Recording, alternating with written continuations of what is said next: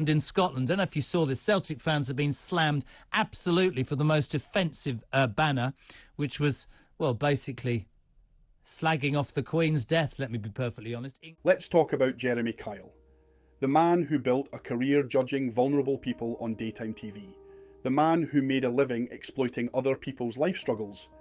This all kicked off after banners aimed at the monarchy during a game following the death of Queen Elizabeth II. Kyle came out swinging, calling it disgusting, shameful, even suggesting bans. But here's the thing, he never seemed to get. Celtic isn't just a football club. It's history, it's identity, it's politics, born from Irish roots, built on resistance and followed by fans who have never been shy about what they believe. But Jeremy Kyle, he wanted silence, he wanted compliance. He expected football fans to sit down, clap politely, and never challenge anything. But here's why it's interesting.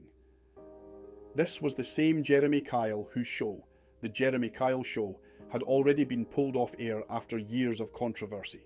A show built on public humiliation, shouting down vulnerable people, and turning real-life struggles into entertainment. And ultimately it was cancelled following the death of a guest shortly after filming. So, let's get this straight. A man who profited from judging, exposing and tearing into ordinary people on national TV was outraged because football fans expressed a political opinion. That wasn't moral authority. That was hypocrisy. And then of course, he brought in Rangers fans and praised them as the respectful side. There it was, the usual narrative. Paint one side as classy, the other as disgraceful. The same sort of half-baked spew he served up on national TV for years. But anyone who actually understands Scottish football knows it's never that simple. Here's the reality. Celtic fans weren't trying to win a popularity contest.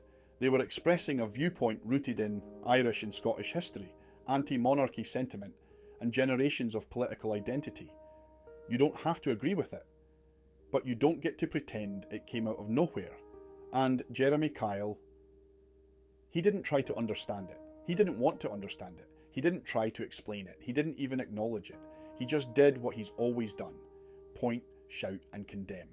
But this wasn't daytime TV. This was real life. And Celtic fans, they didn't need approval from a talk TV studio or a guy that's reputation is in the mud. So maybe, just maybe, before calling thousands of people disgusting, Jeremy Kyle should have taken a look at his own track record. Because preaching respect while building a career on the downfall of others was never going to land the way he probably thought it would. Celtic fans didn't need lectured. And Jeremy Kyle. He was in no position to lecture anyone.